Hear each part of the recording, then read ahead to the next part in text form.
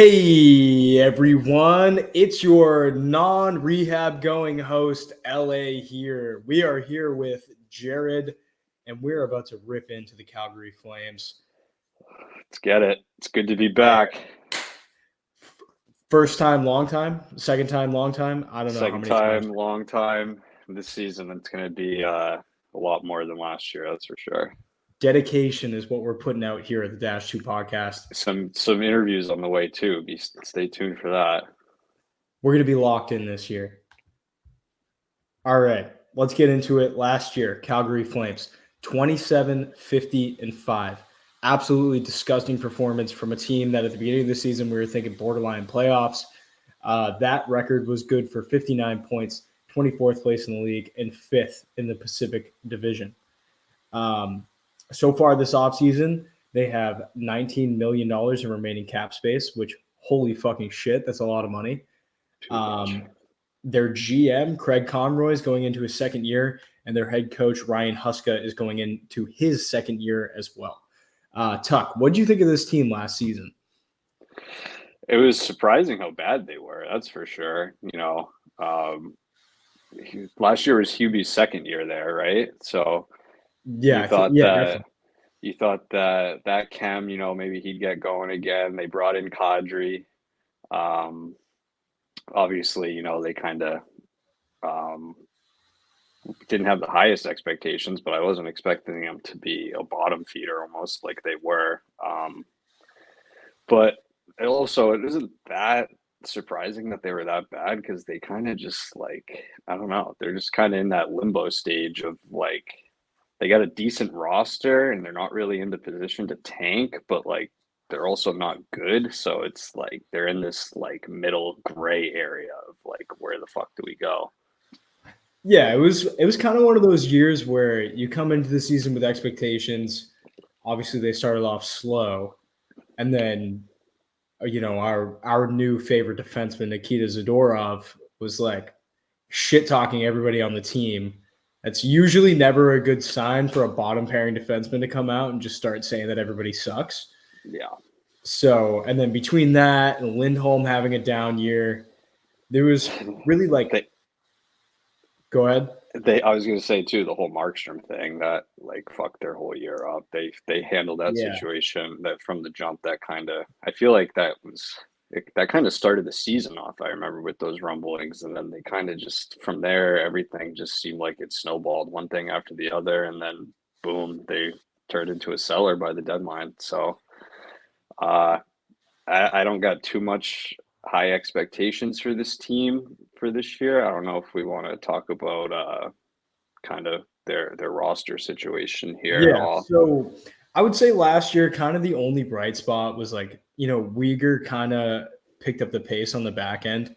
Sharon Govich came over from the Devils in that Foley trade. He came over. He had 59 points last year, 31 goals, 28 assists. He was pretty good for the Devils 2 years ago, but obviously when he came over to the Flames, he had a pretty good season. I mean, somebody had to. Kadri had 75 points last year, which obviously, that's pretty good, especially for Kadri, who I'd like. I know you probably view him the same way that I do. He's probably like a second line center on a cup winning team. Yeah, for sure. He's done. So go ahead. No, I was just agreeing with what you All were right. saying. Yeah, probably second line center for sure, like he was on the Yeah. Avs. Hubie, obviously, he's been down since he came over from Florida, but 52 points, not that bad of a season, but at the $10 million cap hit, you kind of want to commit suicide seeing that. Yeah. Yeah. So you can't be too happy with the bread that he's getting with that.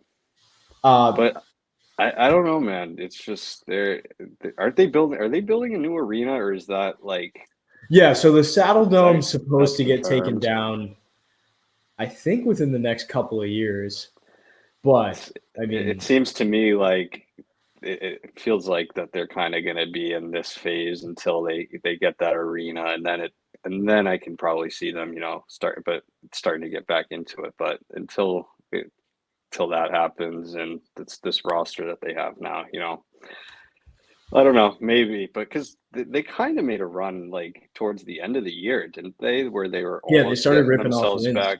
Yeah, so who knows? It's a good Canadian market. Obviously, they have a strong fan base, so they can stay in the hunt, get in the playoffs. You never know, but if I'm being honest, I think it's going to be looking like a lot like last season for them. Yeah, I mean, especially with the Pacific being as weak as it is. But we'll get into the offseason additions just to kind of go over, what they lost, what they gained. Hmm. Um, so outgoing, they lost AJ Greer. We know him from Boston, kind of fourth line energy guy. Ben Jones, like a borderline player. Jordan Osterley, also off to Boston as a depth defenseman. Oliver Killington off to Colorado. Dennis Gilbert and Colton Poolman, both going off to Buffalo. They really didn't lose anybody important. Yeah, Uh, nothing too crazy there. yeah. Going to the trades, though, they did lose Andrew Mangiapane. He went off to Washington for a second round draft pick. And then they picked up Kevin Ball in a 2025 first overall, nice, first round pick for Markstrom. So, I mean, obviously they got a little bit worse offensively as well as in net. I think it's important to note as far as who they have in net. Dustin Wolf has been an animal in the AHL the last couple of years, kind of like a highly touted elite goaltending prospect. So I expect him to win the net job like as the starter this season over Daniel Vladar, also Boston Bruins. But I mean, I don't expect too much from this team, even with their additions. Going into those, we got Ryan Lomberg coming over from the Cats on a 2x2. Jake Flick the Bean coming over from Columbus. Anthony Mantha coming over from Vegas. He's coming over on a 1x3.5. Feels like a bit of an overpay, but then you look at it, he had 44 points last year, which is fucking shocking. It Um, is. And he hopped and then, around too, played for two teams. So you think yeah. maybe full year with the same squad, a little more stability. And honestly, with that 1 year, is like even if he does have a good season, fucking ship him off to a contender, do the same thing as last year, get some assets out of it. Yeah, Um, absolutely. They picked up Devin Cooley and Alex Stalock also. So those are like more depth goaltender moves just in case Dustin Wolf's not ready. Vladar's kind of like a borderline starter. So you never know. Maybe one of those guys go down, you pull one of them up. Um, as far as prospects to keep an eye on, they have a couple guys. Matt Coronado. Last year, he played 34 games in the NHL, 9 points. He was at BU. He signed, I think, not last year, but the year before, Hmm. after he got kicked out of the NCAA tournament. But he had a pretty decent season, and then he put up more points in the AHL. And then they picked up Zane Perrick in the draft. He's kind of like he's a good defensive prospect. They have a lot of upside for him, but from reports from rookie camp, he looks a little slow. So that might end up being a bag fumble. But I guess we'll see how it goes. Um, what do you think they're going to do this year as far as like there's a couple guys that are on the trade block. We've already heard about Kadri possibly being on the move. Rasmus Anderson, who's like my fantasy pickup every single season. Hmm. He might be on the move as well. And then Blake Coleman has told them that he doesn't want to stay there if they're going to rebuild. So, Wow. I didn't know that. Yeah.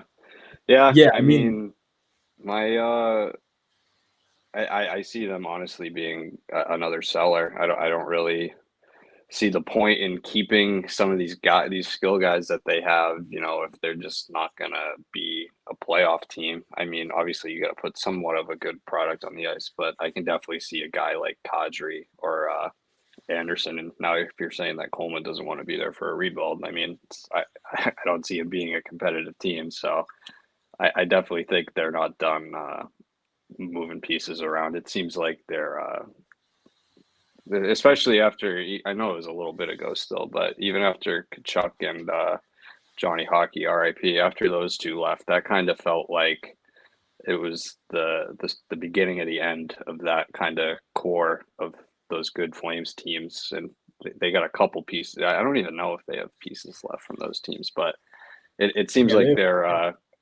they're a team that's rounding a corner towards a rebuild. So that's my pick. I don't know.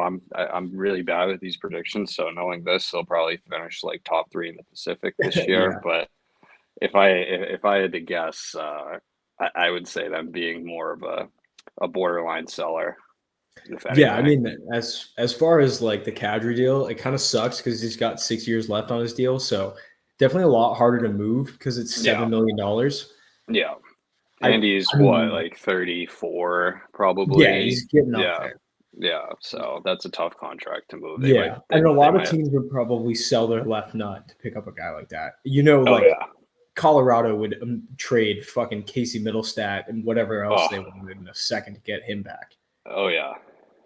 And then Blake Coleman, like I'm sure the Lightning would love to bring him back because they didn't want him to leave in the first place. Yep. And I mean, he's got 2 cups under his belt, another final with that team. Like I'm sure, and he's just third line utility guy. Fucking plug him in anywhere in the lineup, he'll get the job done. I'm sure they're going to get a lot of offers for him as we get later into the season. Um, He's on a as pretty good far as like, contract too, I think. yeah, I think he's coming up on his deal too. So Yeah. as far as like my expectations for the season, I'm with you. I don't think they're going to make the playoffs.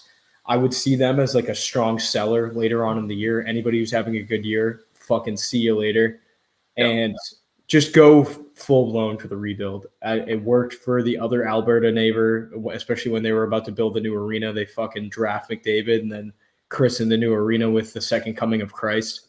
So It's the only way you can do it, man. You gotta just accept the rebuild, I think. yeah, I mean, but it is kind of scary though because now that how many years have we been looking at the Sabres and the Senators at a rebuild? I know. That's the other thing. It gets a little But scary when you're looking at Canadian teams and rebuilds. You're like, oof. yeah, it is definitely tougher to get your fan base on board with it in a Canadian market than it is like fucking Buffalo. So I don't Yeah. know. Weird team. Just the fact that they traded Markstrom like in the off season and stuff, though. Like I had a feeling if they were gonna try to keep the band together and keep that team, competing, they would have figured out a way to mend that situation with Markstrom. So Yeah, it just comes across as an absolute punt. So, yeah, um, yeah, I mean that's pretty much all we got on this team. I'll yeah, we probably I'll cut. dragged it out about as much as we could. There's not I much to know talk about 13 when it minutes on comes to this the team feels Flames. like a force. So, if you guys like this, we got a couple other reviews already or season previews up. We got first 3 alphabetical teams: Ducks, Bruins, Sabres. Subscribe to the YouTube, follow the fucking social media. Everything's in the description. We'll go from there. Stay Next tuned. one, Big things coming. Big yeah, things coming this season. we'll move on now. The next one's going to be Carolina. So